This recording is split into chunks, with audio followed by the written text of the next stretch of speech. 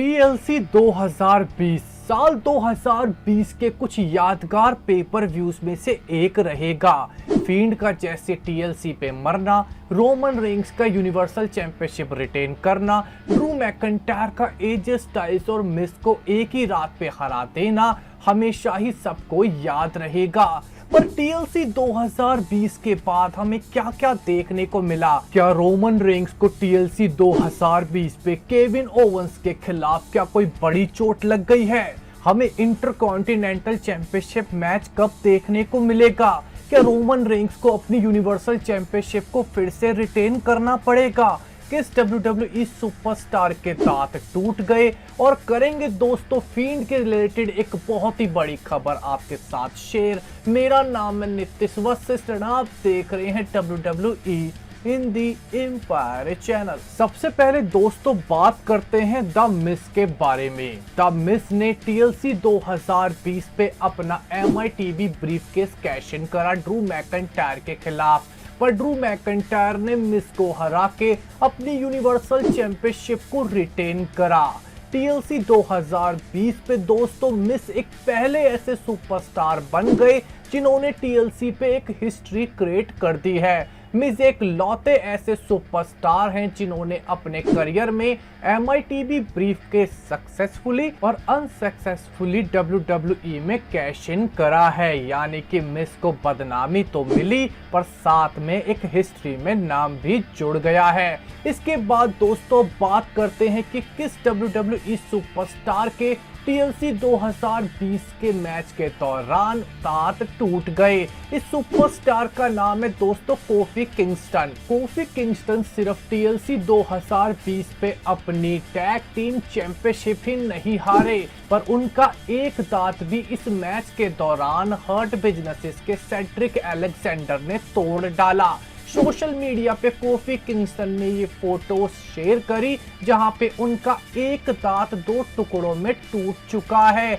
दोस्तों coffee Kingston ने share करी और साथ में सेड्रिक अलेक्जेंडर और हर्ट बिजनेसेस की तारीफ भी करी और रीमैच की बात भी कही, पर सेड्रिक अलेक्जेंडर ने इस बात का जवाब दिया कि उन्हें बिल्कुल भी सॉरी फील नहीं हो रहा है कि उन्होंने कोफी किंगस्टन के दांत TLC 2020 पे तोड़ दिए हैं। यानी कि New Day versus Hurt Businesses हमें अभी खत्म होता हुआ नहीं दिख रहा है। इसके बाद दोस्तों बात करते हैं टैग टीम की ही। तो दोस्तों शॉल्टन बेंजामिन ने भी रॉ की टैग टीम चैंपियनशिप अपने tag team partner Cedric Alexander के साथ TLC 2020 पे जीत ली थी। शॉल्टन बेंजामिन ने दोस्तों अपनी इस टैग टीम विक्ट्री को एक बहुत ही खास इंसान को डेडिकेट करा है। उनके फॉर्मर फ्रेंड जो अब इस दुनिया में नहीं है, शैड कैस्परेट, जो असल लाइफ में एक हीरो हैं जिन्होंने अपनी जान अपने बेटे को समुद्र में बचाते हुए गंवाई थी और खुद उनकी वहीं पे मृत्यु हो गई थी। दोस्तों शॉल्टन बेंजामिन ने अपनी रॉ की टैग टीम चैंपियनशिप को अपने दोस्त के नाम डेडिकेट करा है। यानी कि दोस्ती अभी भी दोस्तों दिलों में कायम है। इसके बाद दोस्तों TLC 2020 पे हमें सैमी ज़ायन अपनी इंटरकॉन्टिनेंटल चैंपियनशिप डिफेंड करते हुए नहीं दिखे थे। वैसे तो स्मैकडाउन में सैमी ज़ायन ने दोस्तों अपने आप को कई सारे अवार्ड्स दिए थे, जिसके बाद बिग ई ने सैमी ज़ायन की पिटाई भी करी थी। आने वाले फ्राइडे नाइट स्मैकडाउन के लिए ऑलरेडी WWE ने इंटरकॉन्टिनेंटल चैंपियनशिप मैच अनाउंस कर दिया है, जहां पे सैमी ज़ायन को अपनी इंटरकॉन्टिनेंटल चैंपियनशिप को डिफेंड करना पड़ेगा बिग ई के खिलाफ। दोस्तों रूमर्स की माने तो यहाँ पे एक बड़ा टाइटल चेंज हो सकता है और बिग ई हमें आने वाले इंटरकॉन्टिनेंटल चैंपियन बनते हुए दिख सकते हैं। इसके बाद दोस्तों बात करते हैं एजे स्टाइल्स के बारे में। द फिनोमिनल वन TLC 2020 पे WWE championship match Drew McIntyre के खिलाफ हार गए। एजे स्टाइल्स फिर से चैंपियन बनने में नाकाम रहे, पर एजे स्टाइल्स ने TLC 2020 के बाद अपने एक इंटरव्यू में रिवील करा कि वो रेसलमेनिया पे एक बड़ा मैच अभी भी खेलना चाहते हैं अपनी रिटायरमेंट से पहले। एजे स्टाइल्स का मानना है या तो एज या ट्रिपल एच को उनका रेसलमेनिया का अपोनेंट बनना चाहिए, जिसके बाद एजे स्टाइल्स अपनी रिटायरमेंट के बारे में सोचना स्टार्ट कर देंगे। इसके अलावा दोस्तों एजे स्टाइल्स ने अंडरटेकर के फाइनल अपोनेंट होने पर भी एक बड़ी बात कही है। उन्होंने कहा कि मेरे से पूछा जाता है कि मेरा आखिरी अपोनेंट कौन हो सकता है, मैंने आज तक कभी भी इसके बारे में नहीं सोचा।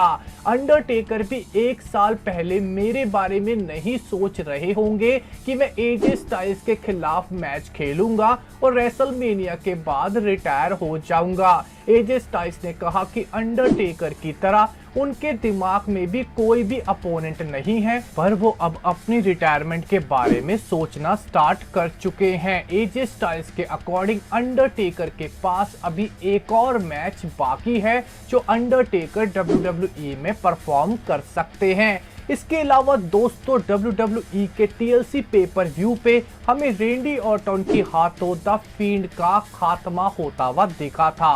रेंडी ऑर्टन ने द फील्ड को गैसोलीन डाल के जला दिया।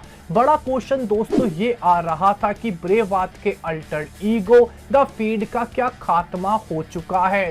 रूमर्स की माने तो दोस्तों हमें द फील्ड का खात्मा होता हुआ नहीं दिखा है, ये सिर्फ रेंडी ऑर्टन वर्सेस द फील्ड के फ्यूड को एक्सटेंड करने की वजह से फैसला लिया गया है। रॉ की रेटिंग्स लगातार गिर रही थी और WWE को एक बड़ी स्टोरी लाइन अभी भी मंडे नाइट रॉ में चाहिए थी। अगर द फील्ड रेंडी ऑर्टन को हरा देते तो इनके बीच में ये फ्यूड खत्म हो जाता। इसीलिए रेंडी ऑर्टन वर्सेस द फील्ड के मैच में हमें रेंडी ऑर्टन एक विजेता के तौर पे देखने को मिले, पर WWE अब हमें द फील्ड का नया रूप लाती भी दिखेगी जो बिल्कुल अंडरटेकर और केन का कॉम्बो होगा। यानी कि अंडरटेकर और केन जैसी कुछ एबिलिटीज हमें द फील्ड के पास आती भी दिखेंगी।